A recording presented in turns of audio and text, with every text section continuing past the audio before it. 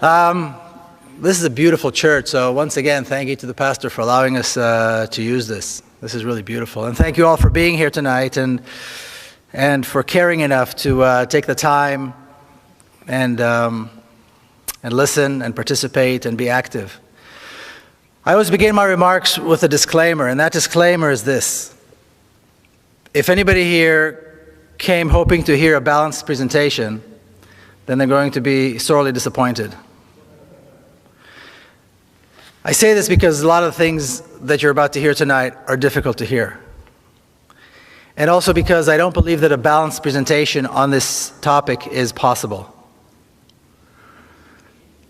Anybody that cares enough to speak about this probably has a very strong opinion one way or the other. Almost everybody has feelings and strong emotions on this issue one way or the other. For me, it's deeply personal. And the issue itself is not a balanced issue.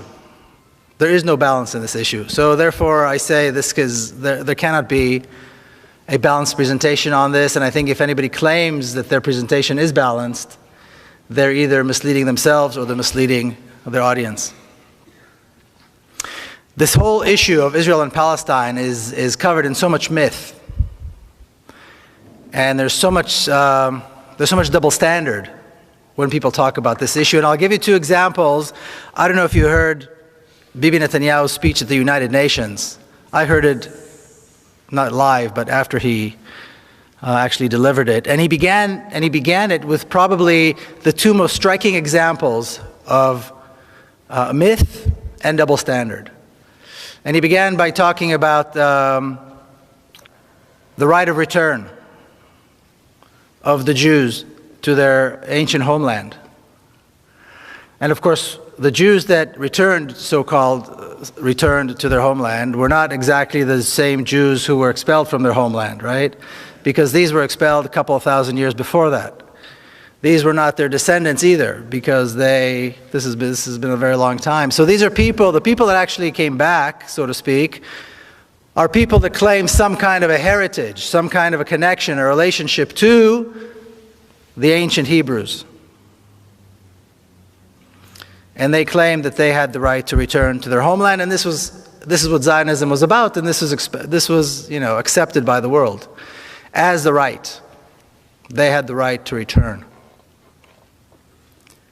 Now, if we talk about the right of return of one nation, you'd expect that there would be, if we accept it as a principle, then you'd expect that we'd accept it in general, across the board. Yet when people talk about the right of return of Palestinians to their homeland, suddenly a red line comes up and everybody says, no, we can't talk about the right of return of the Palestinians. This has to be taken off the table. This is not negotiable. The right of return of the Palestinians is not acceptable. What's interesting about that is that the right of return of the Palestinians, quite often we talk about the actual people who had to leave their homes.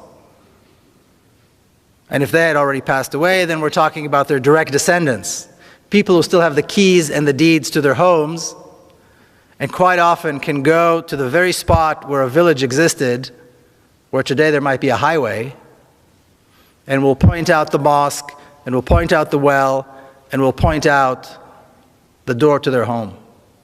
Yet they do not enjoy the right to return.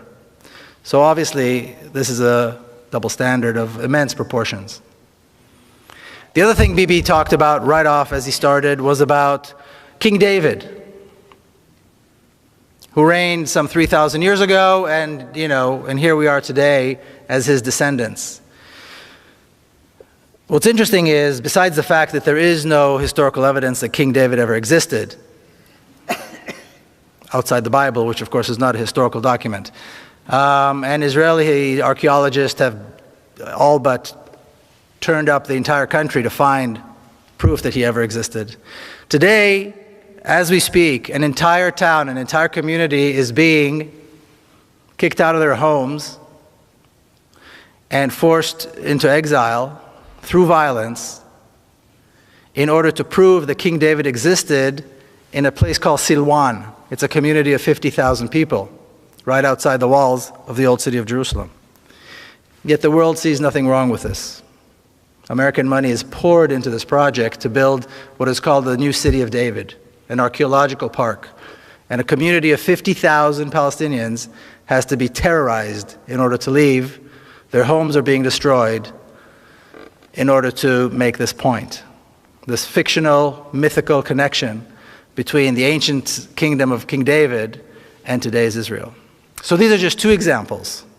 And it was interesting that Bibi Netanyahu decided to kick off his speech at the United Nations with these two things. But what I'd like to do today is just begin with a little bit of history. And if you go ahead, hit the first slide. Thank you.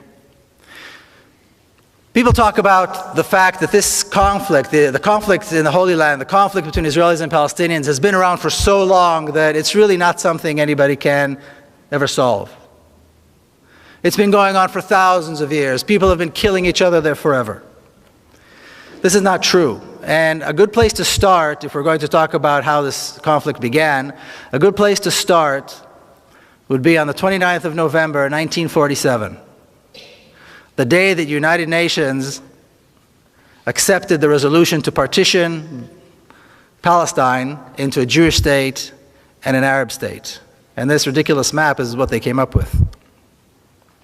Now, when you look at this map, before you even hear about the details, before we even touch on the details of this map, just by looking at it, it's unbelievable that anybody expected that this would work. And of course, this didn't even last one day. In 1947, there were two communities living parallel lives. We had the Jewish community that numbered about 500,000, maybe a little bit less than 500,000, that were expecting and hoping to become a state.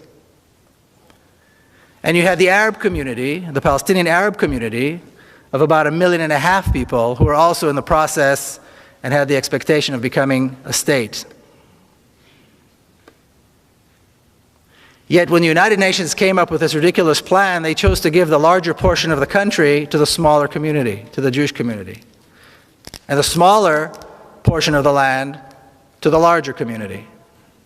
And then people said, and to this day you hear people say, see, the Arabs, the Palestinians, did not accept the partition plan, so all this is their fault. Is anybody mad enough to think that they would accept this? Would anybody in their place have accepted something like this? Obviously not. And obviously, like I said, this did not last even a single day. Because as soon as the resolution was accepted, the Zionist forces, what was called the Haganah, the Palmach, began a massive campaign of ethnic cleansing.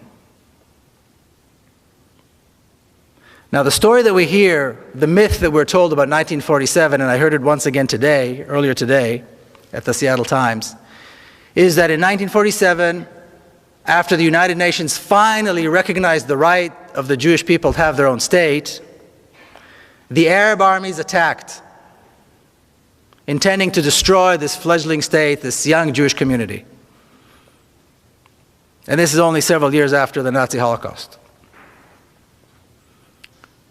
Yet somehow, between the end of 1947 and the end of 1948, the Zionist forces were able to conquer almost 80% of the country, destroy over 500 towns and villages, including schools and mosques and churches and homes,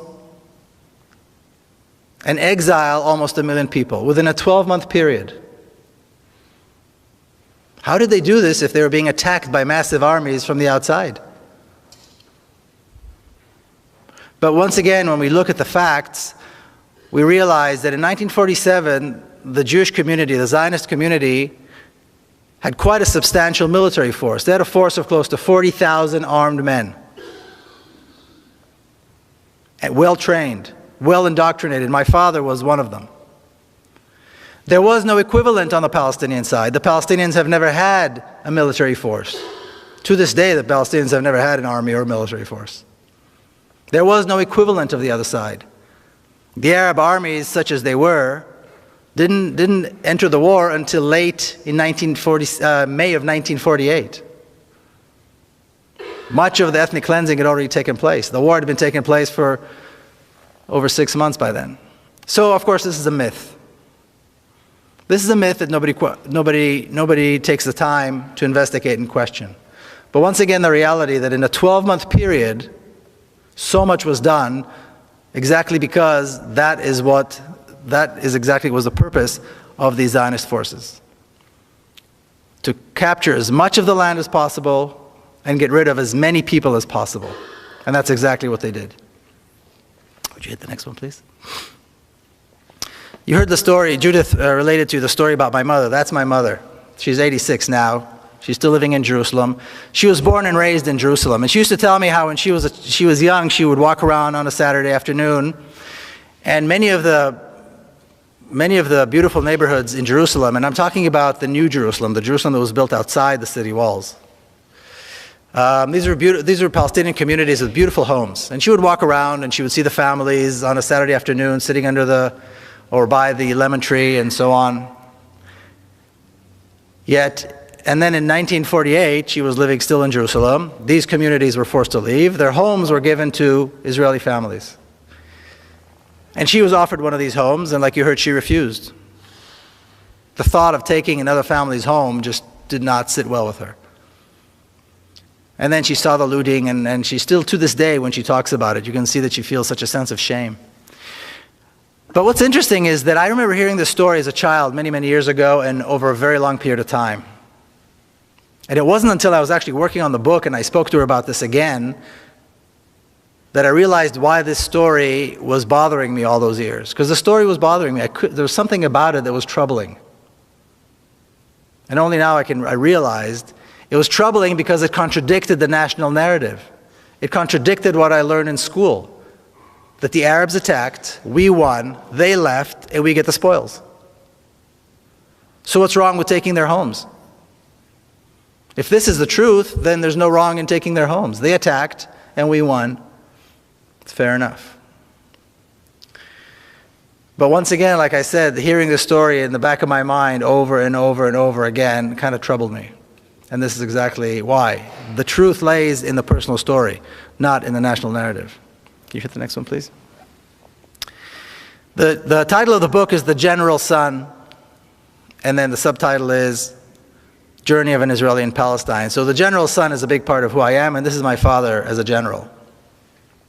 Now, after the State of Israel was established and the Jewish militia, the Zionist militia became the Israeli army, he remained as an officer and had a very long and interesting military career.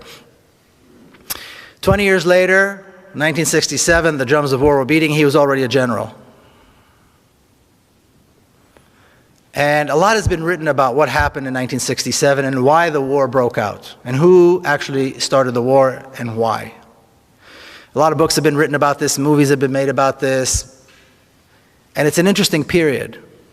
Now, just kind of to touch on the history, some of you I'm sure recall, the Egyptian President Nasser decided to kick out the UN peacekeeping forces that were in the Sinai Peninsula that divided Egypt from Israel. And he entered against the ceasefire agreement that existed between the countries. He entered Egyptian troops into the Sinai Peninsula. The generals saw this as a cause for war, as a legitimate cause for war. And they pushed for war. The Israeli cabinet, however, was not, they were hesitant. They were not so eager to start a war. And this tug of war began between these two groups. It was a very interesting difference between these two groups because the cabinet members were older. They were in their late 60s, early 70s, most of them. They were born in exile. They came with this whole baggage of exile, of pogroms. And this is only 25 years after the Holocaust, and they carried all this, and they were worried that a war might lead to another Holocaust. The generals, however, were in their early 40s. Almost all of them were born in Palestine. Almost all of them were members of the Zionist militia in 1948. And they were what I like to call the new Jew that the Zionists wanted to create. Full of testosterone and very assertive and willing and ready to fight.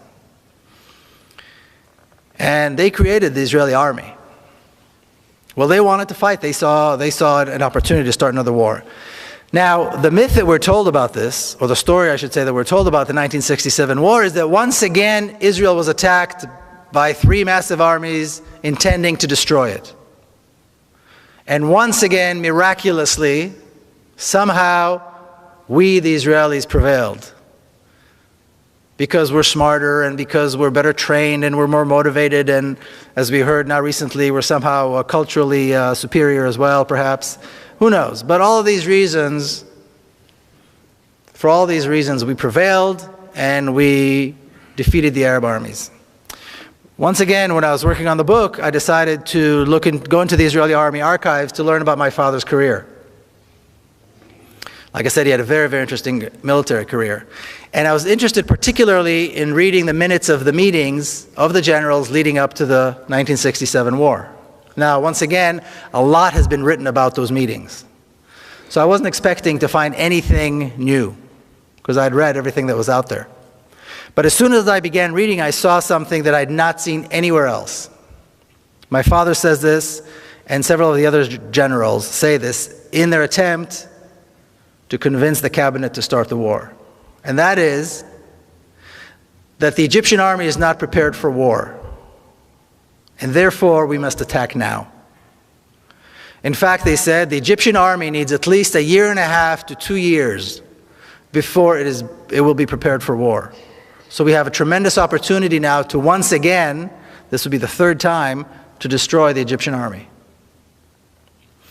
And the fact that the Egyptian army brought their troops into Sinai and closer to us, closer to Israel, only makes it easier for us to destroy them. Not only are they not talking about an existential threat, they're not talking about any threat. They're talking about an opportunity, a military opportunity to once again defeat the Egyptian army. So once again, the myth fizzles away. The generals, of course, won the day. The government gave them the okay to start a preemptive strike against Egypt. The Egyptian army was decimated in a couple of days. The Sinai Peninsula was conquered once again. The Gaza Strip was conquered. And the generals wanted more. The generals wanted more. They wanted the West Bank, which was a sore spot for them because in 1948 they wanted to take it. They were young commanders in 1948, and they wanted the West Bank then. But for political reasons, Israel decided not to take it. Well, here was their opportunity, and they took the West Bank. And they'd wanted the Golan Heights for a long time too, because it's high up above the Galilee, and there's lots of water there, and they took that as well. And there was a lot of ambition too. The generals, the northern commander wanted the Golan Heights, the central commander wanted, they all wanted the laurels of victory. They had no doubt that they were going to be victorious. In 6 days, the Israeli army defeated and destroyed 3 Arab armies, conquered the West Bank, the Golan Heights, the Sinai Peninsula, the Gaza Strip, killed over 15,000 Arab soldiers, at a loss of 700 soldiers to the Israeli army. 15,000 to 700, that's quite a ratio. And all this was done in 6 days as Arab armies were attacking them. Also attacked the USS Liberty and killed 34 True. 171 Americans. True. That's another one of those stories that nobody talks about, the USS Liberty, that's right. So again, the myth fizzles away once you actually take a look at the facts. Now, my father did something very interesting. After the war was over, at the very first meeting of the generals, the very first weekly meeting, he stood up and he said, now we have an opportunity to solve the Palestinian question. We can now offer the Palestinians a state in the West Bank and Gaza. If we do this, this will be the first Arab state with which Israel will have a peace agreement. It'll be a bridge for peace agreements with the other Arab countries, since Palestine, of course, was always a central issue. And we can go on living, being the democratic Jewish state that we want it to be. And as he was saying this, a massive settlement project and an ethnic cleansing project began in the West Bank. Hundreds of thousands were thrown out. Towns and villages and cities were destroyed, and new towns were being built, and highways and so on, and infrastructure to bring Israelis into the West Bank.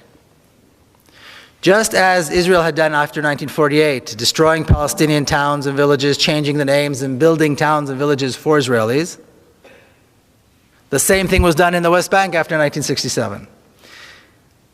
For Israel, this meant the job was done. In essence, what they did was they erased Palestine off the map. I always like to show this picture. This is the victory lap. These are all the generals standing after the war, young, victorious. And in the center is Zalman Shazar, who is the president of the state of Israel. Israel has a president as kind of a symbolic figure, somebody who used to be something important in his lifetime. And you see the old generation and the new generation. And this new generation of generals is often referred to as the silver tray upon which the land of Israel was given to the Jewish people. Because from that point on, the entire land of Israel was under Jewish control for the first time after 2,000 years and only 25 years after the Holocaust. Historically, from a Zionist perspective, this is unbelievable, unprecedented. But in fact, this is what they did. Palestine was erased completely from the map, and Israel was in completely over the entire map. This was the objective, this was the name of the game. Erasing Palestine, getting rid of the people, and de-Arabizing the country. De-Arabizing the country is what was left to do. That's why when people talk about the possibility of Israel somehow giving up the West Bank for a Palestinian state, if it wasn't so sad, it would be funny. It shows a complete misunderstanding of the objective of Zionism and the Jewish state, and the Zionist state. Because conquering the land was the first objective, getting rid of the people, and then de-Arabizing. And when I say de-Arabizing the country, this country has a 1,500-year-old history of Arab and Muslim rule. It was an Arab and a Muslim country more than it was anything else in history. So that has to be destroyed. Monuments have to be destroyed. Names have to be changed. The history has to be rewritten to connect once again King David to today's Israel. And completely disregard the fact that this is in fact an Arab country. That it is in fact in the center of the Arab world. And that in fact over half of the population are Arabs. Now, after my father retired from the military, he did something even more stunning. He dedicated the rest of his life to the creation of a Palestinian state and peace with the Palestinians in the West Bank and Gaza, and he advocated for equal rights for the Palestinians who are Israeli citizens. Two things which are yet to be achieved. Now, in the mid-1970s, the Palestinian leadership, the PLO, started contacting my father and others, or Avneri and others, people who were like that, in order to begin a dialogue. And that is really when the notion of the two-state solution was put together. These were Yasser Arafat's top people, his advisors and his ambassadors and so on. In this picture is my father with Dr. Issam Sartawi, who was the Palestinian ambassador, the PLO ambassador to Paris. He was later killed in 1983. And this dialogue went on between official representatives of the PLO, and on the Israeli side, these were renegades. These are people who used to hold, high office of one kind or another, and they were Zionist Israelis. But the Israeli government refused to take part in any of this. Only in 1993, did the Israeli government agree to finally begin negotiating with the Palestinians. What happened? What changed? Well, what changed was they accomplished their mission of making the conquest of the West Bank irreversible. By 1993, the Israeli government knew for certain that a Palestinian state could not be established in the West Bank. The settlements were there, billions were invested. The entire Jordan River Valley was settled with villages and kibbutzim and things like that. There were major cities already built in the West Bank. Entire East Jerusalem was taken over by Israel. There was no place anymore for a Palestinian state to be established. And that is when Israel said, okay, we will begin negotiations. So they allowed Arafat to come, misleading him into thinking that they were really intending to make peace, and basically trying to force him to sign an agreement that would complete his surrender.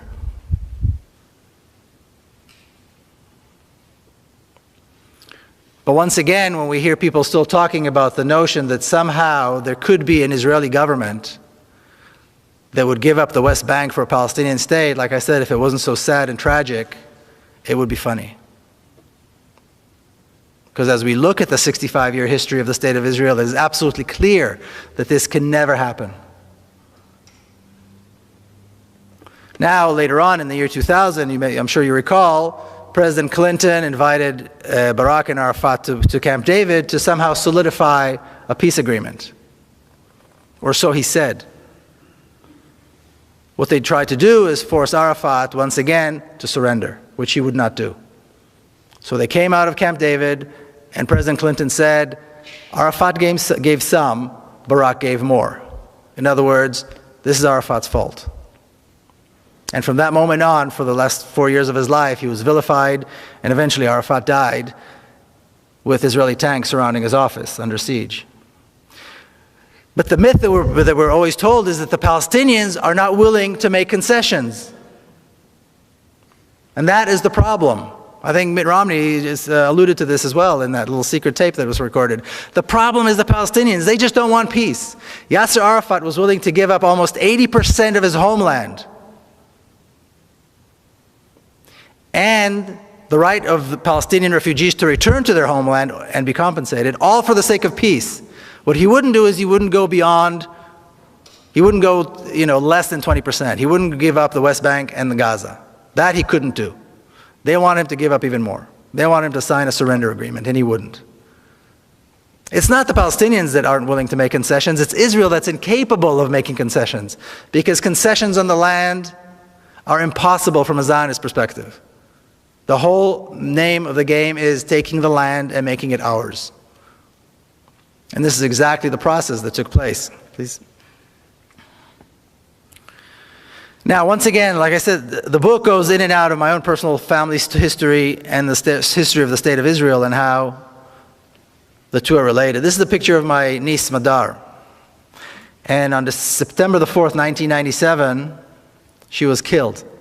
2 young Palestinians blew themselves up in Jerusalem, took their own lives, and the lives of several Israelis, including her. She was 13 years old. So when a 13-year-old little girl that you know and love gets killed like this, you don't really know what to do.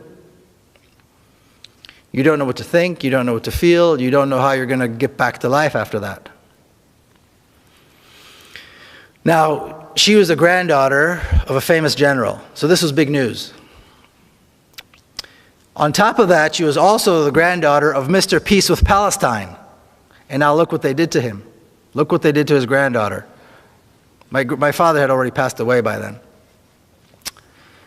So this was big news. And when I landed, when I arrived in Jerusalem, my sister's house, on the ground, I saw the morning paper, and on the front page it already said the granddaughter of General Peled was killed by Palestinians.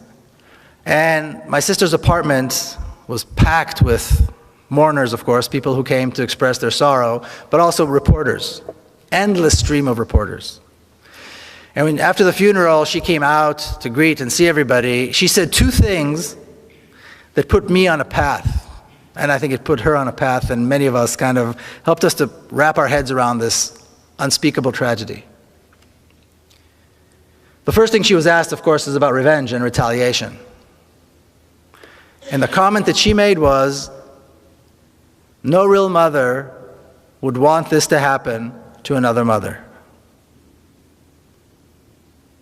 Don't talk to me about revenge. Motherhood is a uniting force. It cuts through religion. It cuts through any differences that might exist between us. And if she's anything above all, she is a mother. She's got 3 other boys, wonderful boys. And the second thing she said was, my government is responsible. My government brought these 2 young men to such a level of despair that they would take their own lives and take the lives of other innocent people, including a 13-year-old girl. The brutal oppression under which the Palestinians have to live because of us is the cause of this. That is why this is happening. If we want this to happen, we have to lift the oppression. As long as Palestinians are denied hope, and denied freedom, and denied water, and denied their land and their homes, this will continue to happen. I point a finger at my own government. And interestingly enough, Bibi Netanyahu, who's today Prime Minister, was Prime Minister then as well. He also used to be a close personal friend of my sister because they went to school together in Jerusalem. That's a whole other side story. So then I came back, you know, the 7 days of mourning that we Jews keep, you know, were over, and I had to come back. I lived here in America already, and you have to go to work the next day, and how do you do this? But somehow what my sister said put me on a path, and I decided, okay, it's time to do something. Because she became very outspoken.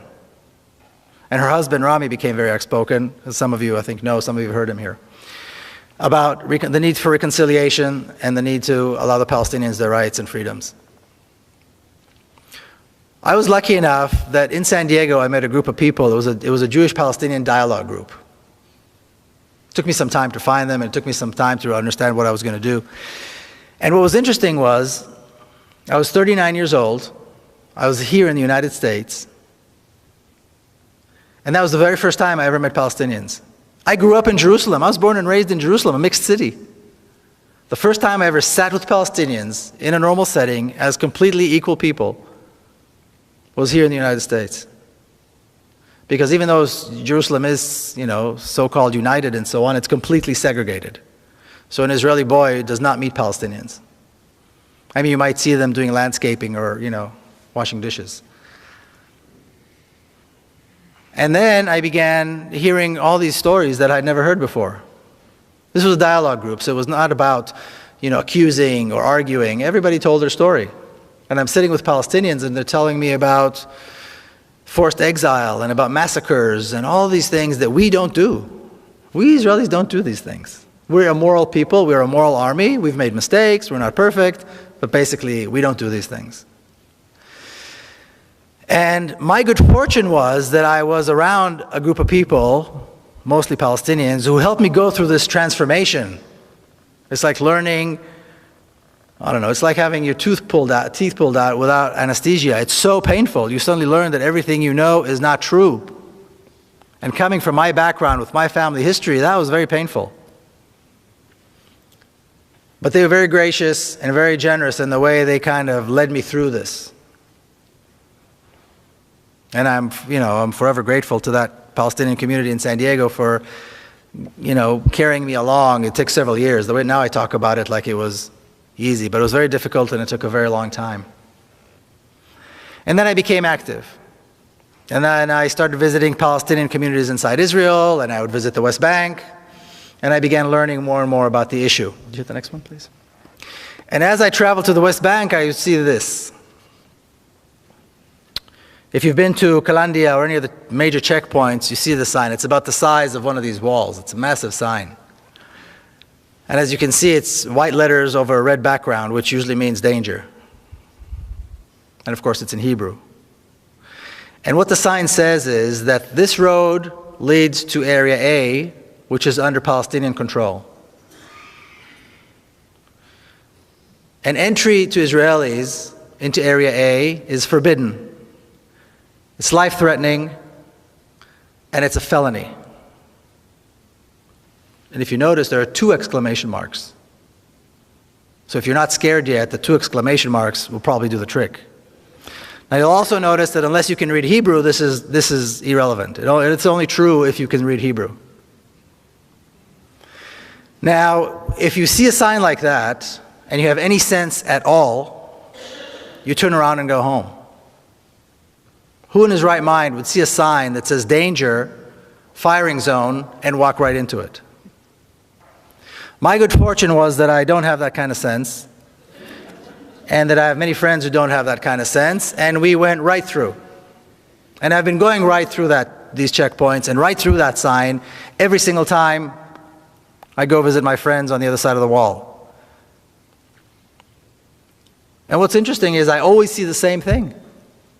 From the very first time all the way to today, it's been several years, every time I cross that wall, every time I cross the sign, I see the exact same thing. I see traffic jams.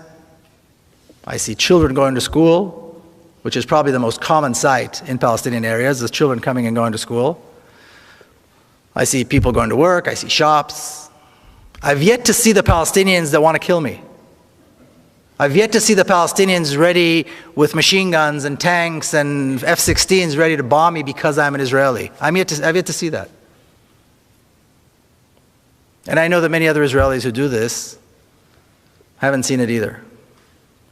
And with time, I began to realize this sign has nothing to do with security. The wall has nothing to do with security. The massive armed Israeli forces along the road have nothing to do with security. The terrorizing and harassment that Palestinian Israelis go through when they go through Tel Aviv airport, the humiliating process that they have to go through, they have to endure every time they decide to leave and go overseas, has nothing to do with security. It has everything to do with racism, with hatred, and with a deep desire to keep us apart, to keep me privileged and them with no rights. That's the name of the game. That's what it's all about. And that's the purpose of the sign. Can you hit the next one, please? Can you read that? Can somebody read that for me? United Nations Resolution 3013 from 1973 states, the struggles of peoples under colonial and alien domination and racist regimes for the implementation of their right to self-determination and independence is legitimate and in full accordance with the principles of international law. Legitimate and in full accordance with the principle of international law. This describes the Palestinian struggle. Because that is exactly what Israel is. Now in this picture I stand with my friend Jamal, who sat in Israeli prison for many, many years. In fact, he was given a life sentence, but he was exchanged in one of the prisoner exchanges between Israel and the PLO. And the reason he was given a life sentence is because he killed a soldier. He and three others saw two young Israeli soldiers guarding a bank in Ramallah, of all things. And soldiers are usually fully armed, of course. And they approached them and they stabbed them to death with a knife. And for that they were later on, beaten, tortured, and arrested and given life sentences. But when I see the picture of the two of us standing side by side, I have to wonder which one of us is really the terrorist. Because according to this, it's certainly not him. I, on the other hand, served in the Israeli army, an army of occupation, an army of oppression, an army whose sole purpose is to make sure that he does not have a state, he does not have rights, and he dare not resist. So yes, my army has uniforms and commanders and generals, but which one of us is really the terrorist? And finally, and this is also how the book ends, what do we do? I mean, how do two nations share a state? How do they share a country? Well, there are lots of examples. Look at Switzerland. Look at Belgium. These are multinational states. The Swiss are Swiss, the Belgians are Belgians, regardless of what, actual nationality they are beyond that. So there are plenty of examples of states that have multinational nations within them. Once again, going back to this question, is one state the right thing? Is two states the right thing? Are three states the right thing? Somebody gave me something, about a confederation. The reality is that Israel had created a one state. The borders, in terms of what, from Israeli perspective, are very clear.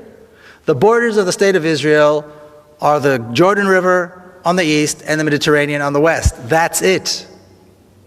If you look at Israeli school books, if you look at the weather maps, if you look at any official maps of the state of Israel, it is absolutely clear.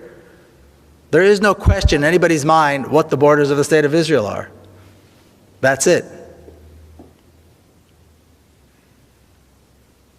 So the notion that there could be an Israeli government that would give up some of that is absolutely absurd. And Israel governs this one state very skillfully with three different sets of laws. You have the laws that govern people like myself, Israeli Jews, who can come and go and say what they please. Pretty much a democratic state for all purposes. You've got the laws that govern the Palestinians who are citizens of Israel, and there are over 30 laws in the law books that discriminate against them specifically, and you've got an entire culture of discrimination against them that is deep-seated and deep-rooted in Israeli society. And then you've got the laws that govern the Palestinians in the West Bank and Gaza, and this is really at the pleasure of the Israeli army. If they want to destroy, they destroy. If they want to arrest and beat, they arrest and beat. If they want to torture, they torture. If they want to kill, they kill. And Palestinians have no recourse. This is the reality. There's an education system, the Zionist education system. Like Judith alluded, my sister just wrote a book about it. She's an educator that teaches racism in a very subtle way. There's a bureaucracy, an entire bureaucracy, that is dedicated to making life impossible for Palestinians through all kinds of restrictions and permits and requirements that are absolutely uncalled for and unnecessary, but are all given and provided under the guise of security. And then you've got the Israeli army, which I like to refer to as one of the best trained, best equipped, best fed terrorist organizations in the world. And yes, they have generals and they have nice uniforms, but their entire purpose is terrorism. And just as one example, I'll give you one example. Almost exactly 4 years ago, as Israel began its attack on Gaza, September the 27th, 2008, at 11:25 in the morning, what I refer to as the most shameful day in the Jewish history, the most shameful day in the history of the Jewish people. Israel began carpet bombing Gaza, and on the first day of what was to be a 21-day attack, they dropped 100 tons of bombs. Okay, a 1-ton bomb will decimate an entire city block. Gaza is one of the most densely populated places in the world. 800,000 children live in Gaza. 11:25 is exactly the time when the morning school shift and the afternoon school shift change. So all the kids are in the streets. All the children are on the streets. That was the moment decided by the decision makers in Israel to begin the attack. This was the first day of a 21-day slaughter that had absolutely no justification. If that's not terrorism, I don't know what is. And this is how the state of Israel manages to control the different populations and somehow still keep up this very sweet, liberal kind of face to everything. But we still have to figure out how we go from here. Well, let's look at what happened in South Africa. They got rid of apartheid. That is the example. What did they do in America? They got rid of the racist laws that existed in the South. Did the whites in South Africa want this, like this? Absolutely not. Did the whites in the southern states in America, here in the United States, want this or like this? No. It was not done by consensus. But Zionism, just like racism, has to go. The Zionist state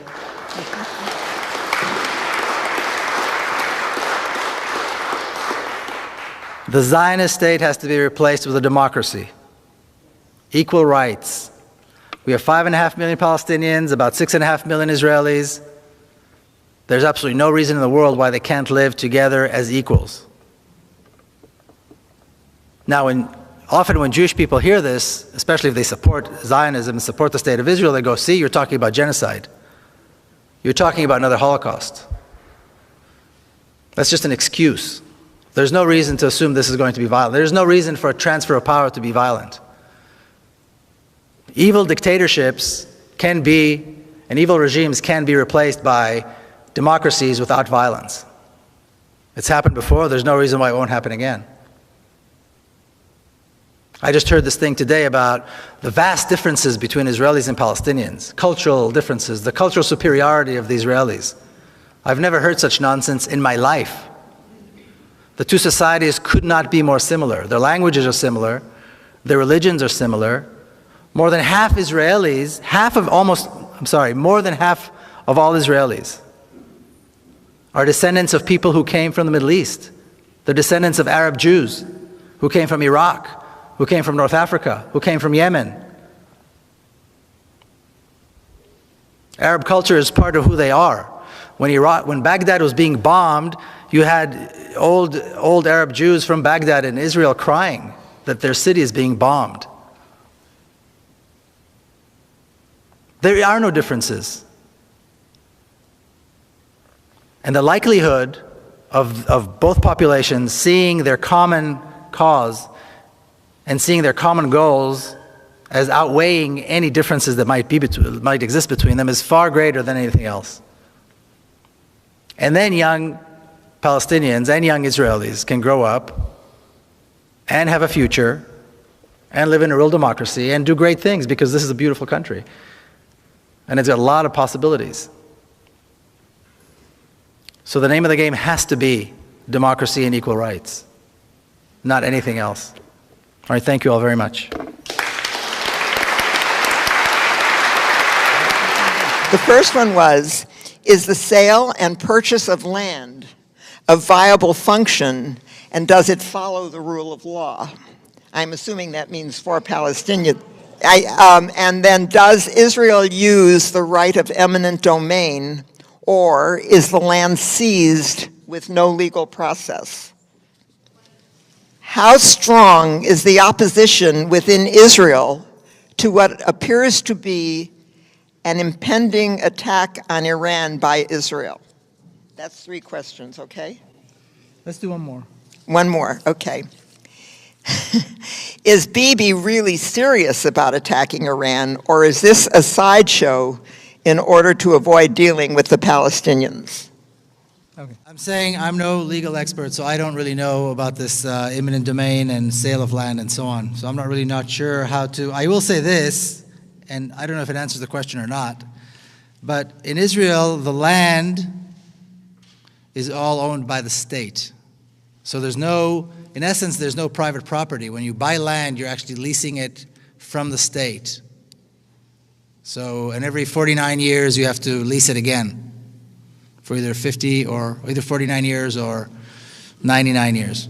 That's kind of how that works. So what they try to do, like after 1948, they passed a law that meant that all of the absentee property is the property of the people who were thrown out and then left as absentees, they were absent somehow. The law passed that made it permissible for the state to take over the land. Then they passed another law that made it illegal for the Palestinian refugees to return and claim their land. So that's how that works. I don't know if that answers the question, but like I said, I'm no legal scholar. Is there opposition in Israel to an attack? You know, and is Bibi serious about the attack? The whole Iran issue, in my opinion anyway, is a smokescreen. It was designed very cleverly, and it's used very cleverly by Netanyahu and his government to shift everybody's attention from Palestine to some other fictional threat. And it's been very successful. I mean, the United Nations General Assembly, nobody talked about Palestine. You know, everything was about Iran, the threat on Iran, attack Iran, the bomb Iran, don't bomb Iran. Thousands of political prisoners in violation of international law sit in Israeli prisons. Palestinian children get less water than Israeli children Palestinians are kicked off their homes and their land is being taken and their towns are being destroyed every single day. People are being killed, shot and killed in nonviolent protests in the West Bank every single week. How can you talk about this nonsense, though, when there's a threat of an the Iranian nuclear threat? And they managed to manipulate this. So I don't think he's serious. I think he would be politically insane to let go of this wonderful card. But as long as he can keep talking about an Iranian threat, people are not going to talk about Palestine. What's the point of attacking Iran? What would that give him? Politically, it gives him nothing. Militarily, it gives him nothing, because there is no threat. And then he's going to have a problem. This way, he's got this issue, he's had it for several years, and I don't think he'll give it up. So I don't think he's serious about it. That's not to say that there is no possibility that something might happen, but I can't imagine that he would do that. And you know, people in Israel are basically scared. I mean, what do people know? People know what they read, what they hear in the paper. Every day, the headline, somebody says something about Iran. The defense minister decided to say, just a few weeks ago, and the defense minister goes back and forth, supporting it and being against it, and supporting it and being against it. And so a few weeks ago, there was a headline saying, quoting him as saying, that the blade that rests on our necks now is even sharper and more dangerous than the threat of 1967. So my first reaction was, he should read my book. But you know, anybody that's knowledgeable knows that there was no threat in 1967, but they want to create this tension they bring back that tension of 1967 where people are actually afraid. Israelis in 1967 were scared to death. The generals didn't let on that this was going to be a very easy war. You know, people were actually afraid that there would be another Holocaust. And they're creating this fear again so that they can continue to talk about this threat. So I don't think it's a real threat, and I don't think Bibi would attack, because it's too good of a political card to give up. More questions? Yeah. Okay. Do you think a one-state solution will work, given that 60 to 70% of Israeli Jews and Israeli Arabs and Palestinians do not favor a one-state solution? How do you make this happen? That's one question, okay? Okay. Well, and the second one is similar, so I won't read it. Where did this land-grabbing, this is a biggie, racist Zionist philosophy come from? And where did the suicide bomber phenomenon come from? And... Whoa, let me write this down. And how could you live your whole life in Israel, serve in the military, and not see what you now see? Oh, easy. Okay. Is that three good ones? Yeah, that's good enough. Yeah. Well, I don't know that such a large number of Palestinians don't want this two-state solution. I talk to a lot of Palestinians, and I haven't done any statistics, but a lot of Palestinians that I talk to realize and see no problem with it. So I don't think there's going to be that big of an opposition on the Palestinian side to this at all. There will be opposition, of course, on the Israeli side, because when you're privileged, you don't want to give up your privileges. You know, we, the Israeli Jews, are privileged in this society. And the privileges that are given to us by the state are part of the attempt to set us apart from the Palestinians. So if I break the law in Hebron, and a Palestinian breaks the exact same law in the exact same spot, the laws that govern the state of Israel, which are, regular, conventional law, applies to me. Israeli military law applies to the Palestinian. If I participate, or I should say when I participate in protests in the West Bank and I get arrested, everybody knows how it's going to end. I go home at the end of the day. I might get roughed up a little bit, whatever, but at the end of the day, everybody knows I go home. Because I'm an Israeli Jew. Palestinian that gets arrested will be beaten, will be tortured, and will be kept in prison as long as the local commander wants him in prison. It could be a day, it could be a week, it could be a month, it could be a year, without charges and without a trial. And then 6 months later, I get a letter from the police saying that the case was closed because of something, some technicality. So Israelis are not going to want to give up this privilege, but I think whites in South Africa didn't want to give up their privilege, and whites in America didn't want to give up their privilege either, but they're going to have to. Things like this are not done as a result of a consensus. That's why there are pressures. That's why there's BDS. That's why there's a non-violent resistance. That's why we have events like this. That's why more and more American Jews are breaking away from Zionism and coming and organizing events like this. And whether they like it or not, this is the transformation that's going to take place. People ask me, well, I'll tell you a little story. I was asked, I spoke at an 8th grade class. A friend of mine is a teacher of this really nice, special kind of a school where kids actually learn about stuff. So it's an 8th grade class, and they're learning about this issue. And they've been learning about it for a few weeks, and they wanted me to come and speak. And they took a poll among themselves asking how many of them think there will be a solution in their lifetime.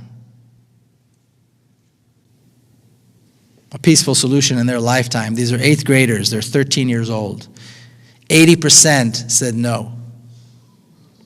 So when I came to speak, I said, well, let's see if I can't change your mind. Because it's all a question of what you know. And I explained to them about the similarities about the societies and all the possibilities that exist once the state of Israel is transformed into a democracy.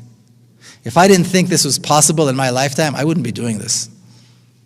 If I wasn't completely confident that this is actually going to happen, I wouldn't be doing this. So Israelis aren't going to like it, but they don't need to like it. That's kind of the way these things are. But I think Palestinians, the impression that I have, and I'm there a lot, is that Palestinians actually do favor this. Okay, there's 2 questions here. One is about where did Zionist philosophy come from? Well, in the turn of the 19th century, there was, this nationalism rose, and all these little groups decided that they were going to become nations. And my grandparents were part of that. They were Jews, and they were in Eastern Europe, and they suffered from pogroms, and they suffered from all kinds of discrimination and racism against Jews and anti-Semitism, and they thought, well, maybe this is a good idea.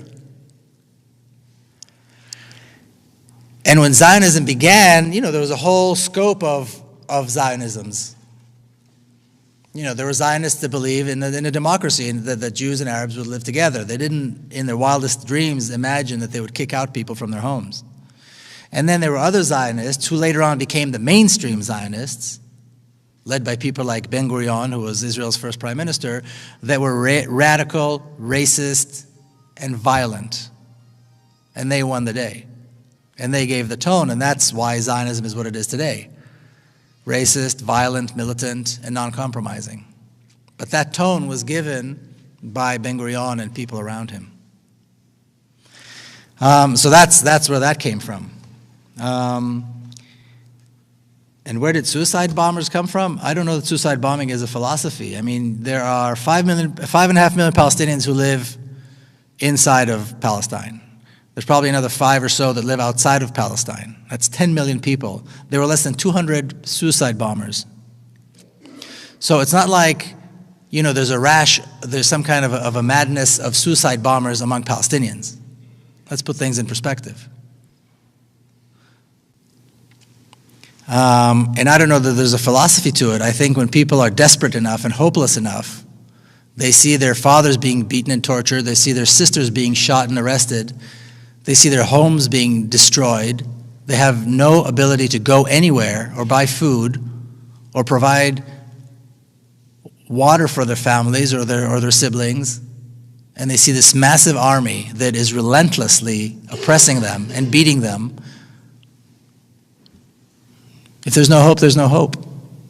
So we do what we can, But I think if we actually look at how many people actually did this, and I don't know a single Palestinian, and I know a lot of Palestinians, that thinks this was a good thing or supports it. So I think it's important to put the suicide bombing thing in proportion. Yeah.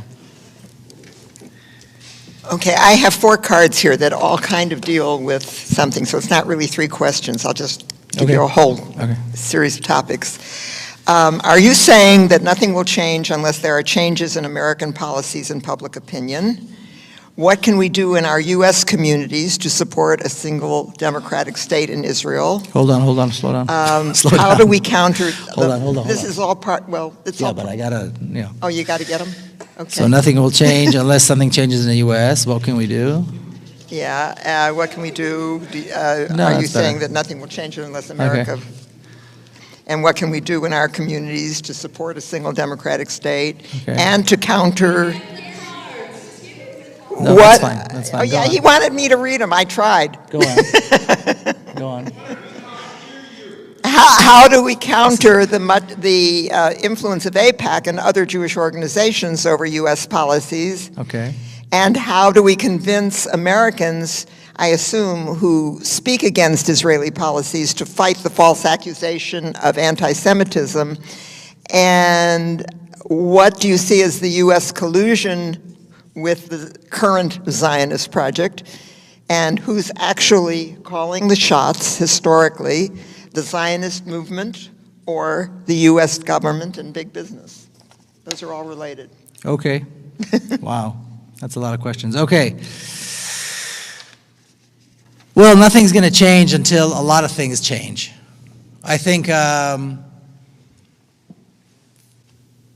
closer? Yes. Okay. I think nothing's going to change until a lot of things change. So things have to change in this country, certainly, and they are changing in this country. Like I said, I'm going to be speaking right now. I'm booked through Thanksgiving, pretty much straight through. More than half of the events that I'm invited to speak at are organized by American Jews. So I see a very big change in what's perceived to be, American Jewry. It's no longer this blind admiration for AIPAC and for Israel and for the whole Zionist thing. Jews are looking at the state of Israel and they say, well, this does not represent us. This is not what we stand for. Thousands of political prisoners, torture, discrimination. This is not what American Jews stand for. So more and more American Jews are moving away from Zionism, and I think that's a very good thing. So that's changing already. I also think that, certainly the United Methodists, the Presbyterian churches are doing a lot of work on this issue. And they're making big strides, and they're bringing about big changes. And I think the more Americans see Jewish people criticize Israel, the more non-Jewish people will feel comfortable. And this anti-Semitic thing, people ask me this all the time. They say, well, look, you can say this because you are you, but when we say it, they call us anti-Semitic. And my reply to that is, fine. I mean, they call me a self-hating Jew. I just got something that said I was a self-hating Jew or that I hate Jews or something. Fine, I'll take that. Now, let's talk about something else. Can you explain to me why Palestinian children get no water? Can you explain to me how you justify dropping 100 tons of bombs on children?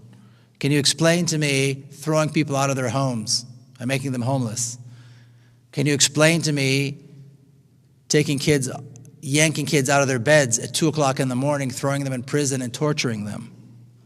Can you explain all this to me? Perhaps I'm anti-Semitic. Now you explain all this to me. What does that make you? And this has to be the conversation. Calling people anti-Semitic is a very weak weapon. It's a very weak tool. It's all they've got. But when you actually look at it, it's completely meaningless.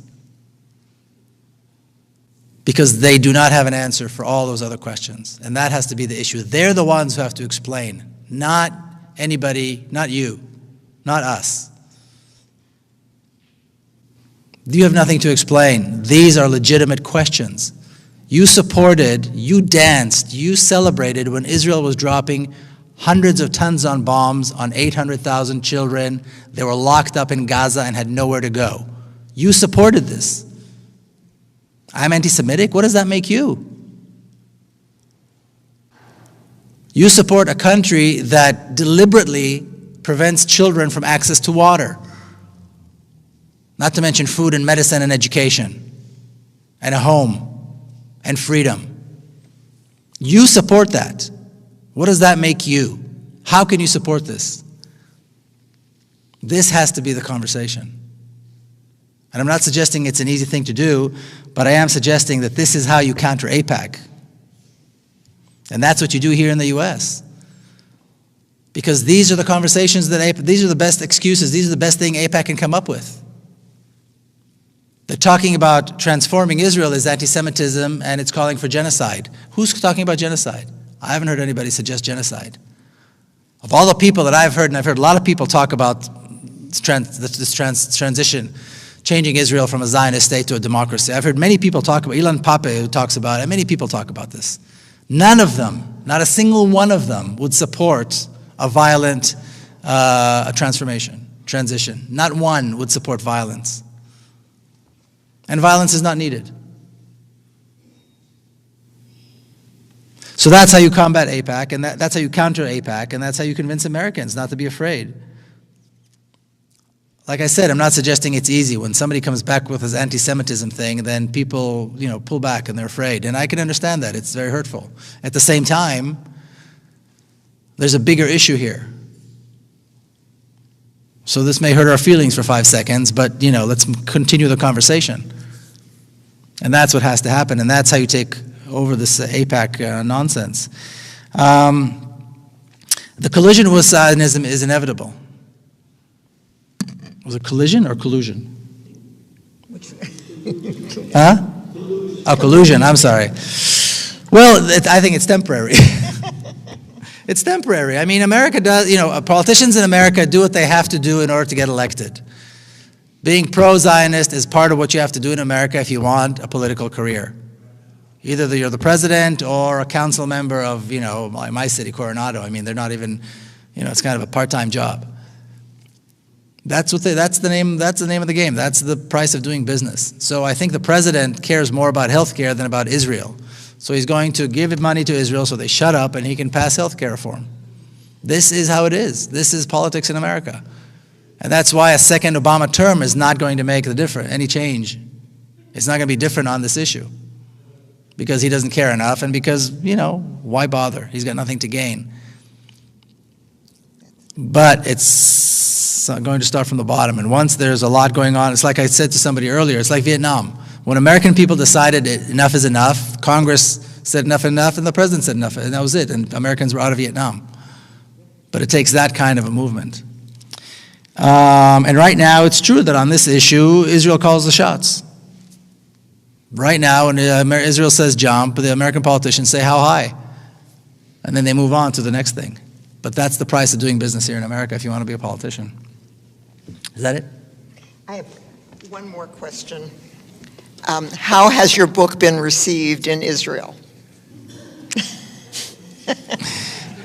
It hasn't been received in Israel. I don't think anybody in Israel read it. I've had several speaking events and I've had a couple of book launches, but they were all on the other side. One was in East Jerusalem, one was in Ramallah, and so on. And so Israel ignores this completely, and that may change. I don't know, but I haven't had any response one way or the other from anybody in Israel about the book. That's it. Yeah, that is it for questions. It is not it for signing books. Okay. Yes, we need to give this man an incredible amount of applause.